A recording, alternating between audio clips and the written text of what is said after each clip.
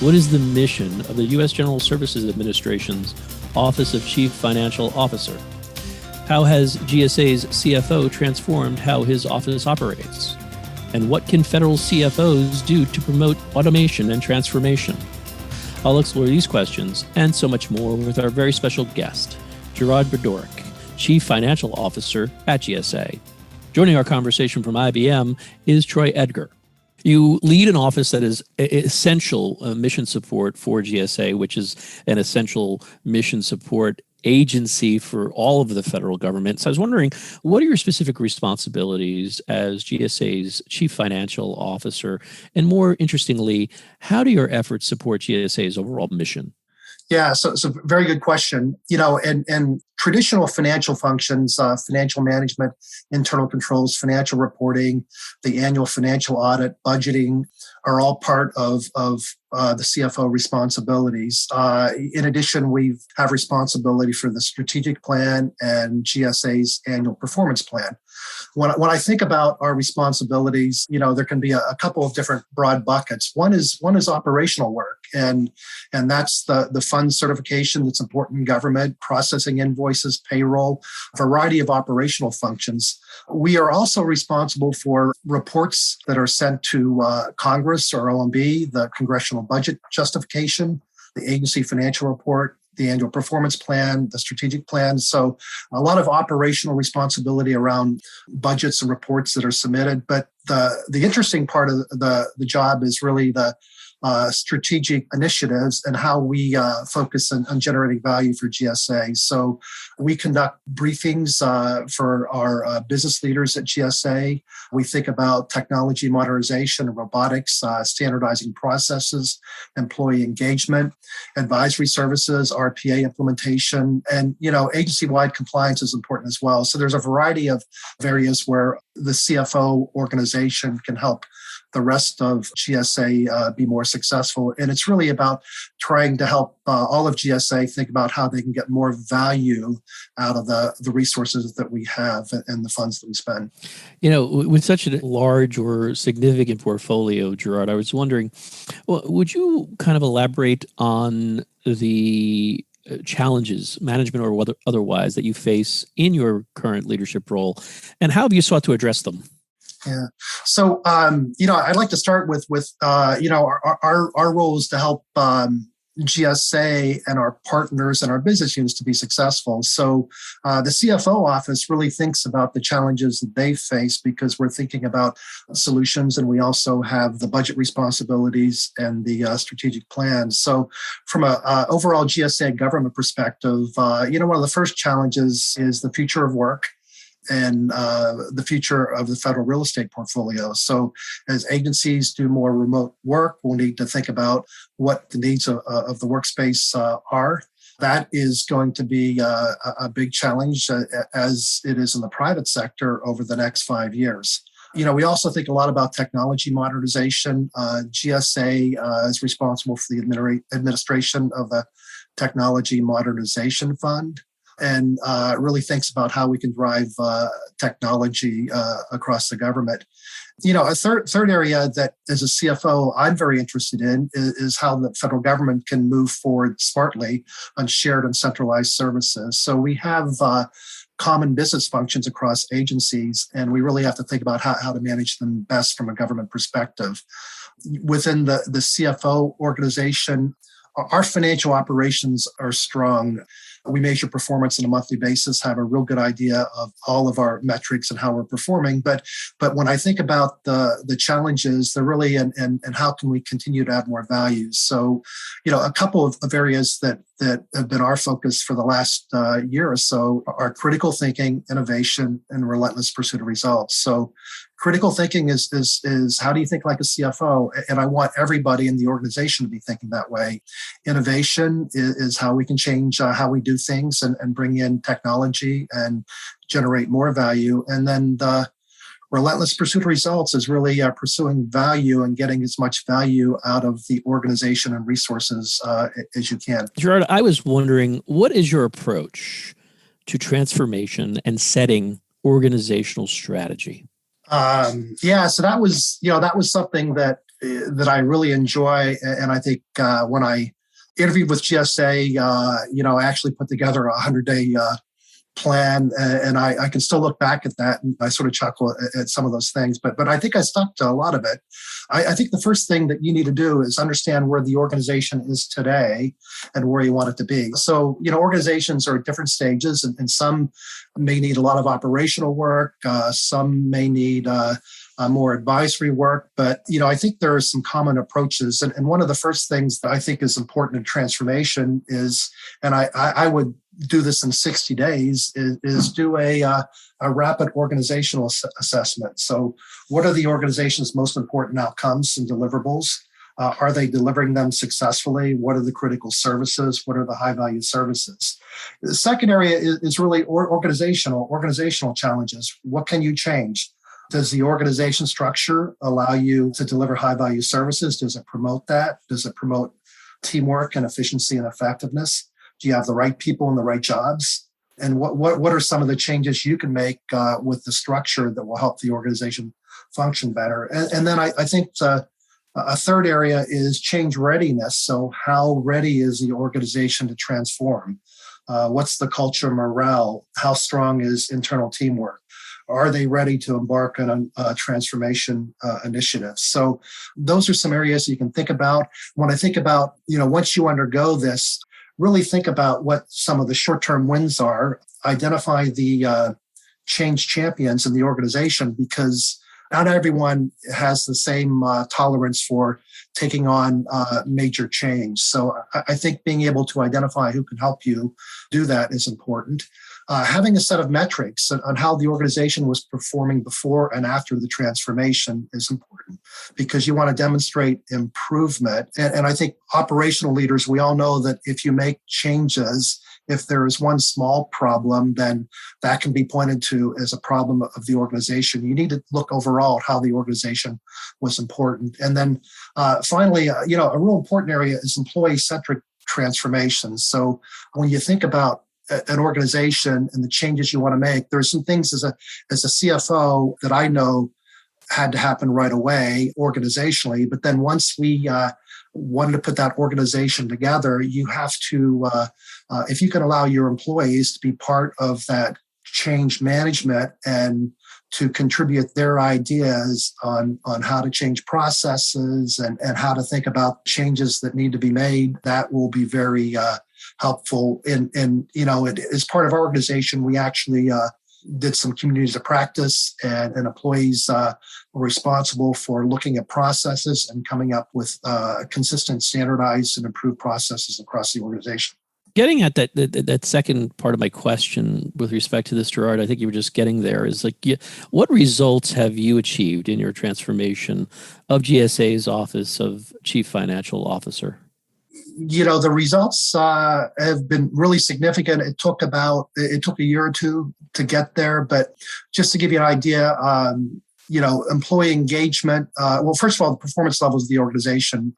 All of our operating metrics, we were green. Operationally, we had taken metrics where we were successful maybe 90% of the time, and we're now at 99%. I can tell you that when I have ops reviews with the organization, and maybe the 99 drops to 98.5 one month, I have the organization include or show where they were 5 years ago, and the number might have been 91, 92, so that we all realize that if we drop a little bit or dip a little bit, we're so far ahead of where we used to be. But operational performance is very important, hitting all the metrics. We got significant efficiencies in staffing. The size of the organization went down. The employee satisfaction from 2015 to 2020 went from 65% to 86%. Engagement 66 to 86%. That's from the Federal Employee Viewpoint Survey. So it's a standardized government survey. A Partnership for Public Service rated us last year 23 out of over 400 organizations as the best places to work. This year we were rated number 19. We're the top financial organization in the federal government out of those that are on their published results. And then, the audit, we had material weaknesses and significant deficiencies. in 2015 that we're working on from 2014. The last 2 years, we've had zero material weaknesses and zero significant deficiencies, and overall eliminated a significant percentage of the audit findings. So the audit got better. We got efficiencies, operational levels increased, and employees are very engaged and satisfied today. So the results are really good. You know, when I started this, and maybe this is part of the engagement, but my first 6 weeks, I had 45 one-on-one meetings with partners, customers, and employees. And many of the employees were skip-level meetings, and I learned more about what they valued and what their concerns were. And a lot of them wanted some decisions made. So 6 weeks after I started, I announced a new organization structure. The regional organization, there was some concern about, so we left that alone and reevaluated that later. But centralizing budget, standardizing processes in the regions, redistributing resources, creating a structure where we had the same structure in 4 zones. Remember before we had 11 regions with financial organizations with the same responsibilities, and they were all achieving results through different processes. So when we created this zonal model with 4 zones, we're able to standardize all those processes. We recompeted the top 4 levels of leadership, had the same structure, redistributed resources. So that all led to improvements in the audit, the standardization, the results of the organization and the value they were providing that was evident to employees. So that really helped increase engagement. And we really worked on partnership and how we could better support the business units within GSA. You know, Gerard, you've made a lot of progress as part of your transformation, internal transformation of your office, of shifting from, what they perceive to be low value to high value kind of functions and work. I'm wondering if you could tell us, how did you work to reorganize and transform the office to eliminate, really where I'm going is to eliminate those unnecessary and arguably obsolescent compliance requirements and reduce the cost of mission support operations so you could focus on stuff that adds value? The employees were part of this. So the transformation and the standardization of the processes and understanding what's essential was driven by our employees. We actually started our robotics process automation a few years ago. It is as a result of our initial look at some pilots. We identified some work that we could stop doing. So within a matter of weeks, we launched an initiative called Eliminate, Optimize, Automate. And this was going out to employees and saying, okay, what's the work you can stop doing? What can we eliminate? What can we optimize? Which means do it with less resources. And so that was an initiative that was in the CFO organization that was also we also rolled out with one of our business units and across other CXO functions. So it has really been based on employees. The thing I'd like just to mention is that we've helped other agencies with thinking about this. And there was actually a cross-agency priority goal about shifting from low value to high value work. So OMB actually asked us to help GSA to lead this effort across the government. So we've actually worked with other agencies on how they can do the same thing. But it was based on ideas from our employees about how they could stop doing work, as well as the managers and leaders in the organization. That's great, Gerard. I want to transition to your work to take this sort of gospel, if you will, around RPA and champion it. All the emerging technologies such as RPA across the government. Can you tell us about your role and the mission and purpose of the federal RPA community of practice? Yeah, I mean, let me tell you how it started. And it started because after a year, 9 months of us starting RPA in the CFO office, other agencies were coming to us to learn what we were doing and how we were getting results in RPA. So we had a lot of interest, and certainly there are other agencies that were successful in RPA as well. But what we decided in about a year after starting RPA was, let's form a community of practice. And the community of practice would be a mechanism for agencies to collaborate. So, it would allow a finance leader or an acquisitions leader in an agency or a CIO to learn from other agencies that have already started and made progress. So the COP brought that all together, and then the other thing that helped us was OMB recognized our work and asked GSA to co-lead the cross-agency priority goal of shifting from low to high value work through automation. So the COP today is over 1,200 members, over 65 agencies. We've put out a playbook. We did a set of use cases across the federal government. We had over 300 last year. This year, we've collected those, and we probably have almost 1,000. RPA is growing across the government, and we also set up a maturity survey and a maturity matrix to look at what level a program was at. And that maturity survey is about automations that you have, capabilities of the program.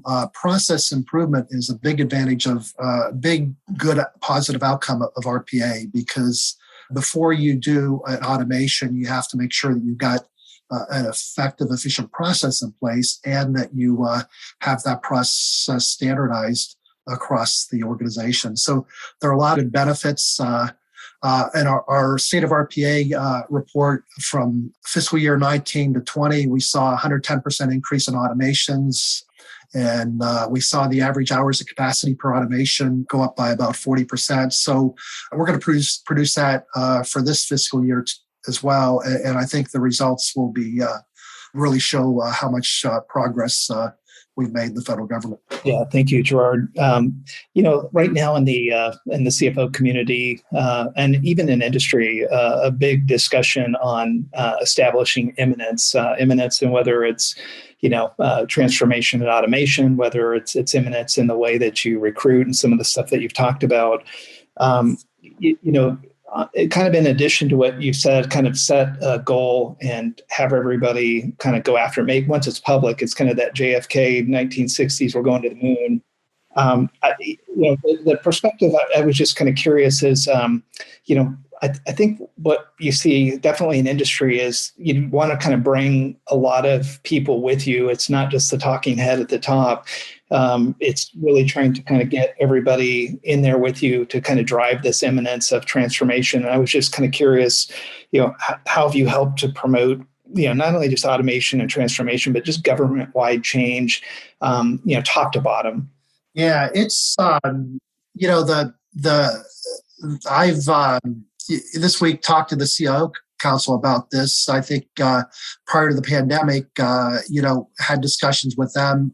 We with across the government, whether it's the procurement officer at an agency or the CFO or the CIO, really trying to help them understand what it takes to make progress. So as a leader, executive, you want to provide some insights, but then whether it's the GSA team or the leader in Treasury or someone at USDA or someone at NASA or a person at Army or DOD at NSF, we have leaders across the government that are doing this, and helping them become available is important. We've been thinking and starting a bit of a mentoring kind of program where an agency that wants to get started can partner with an agency that's further along. We've since the pandemic, we've had a bunch of webinars.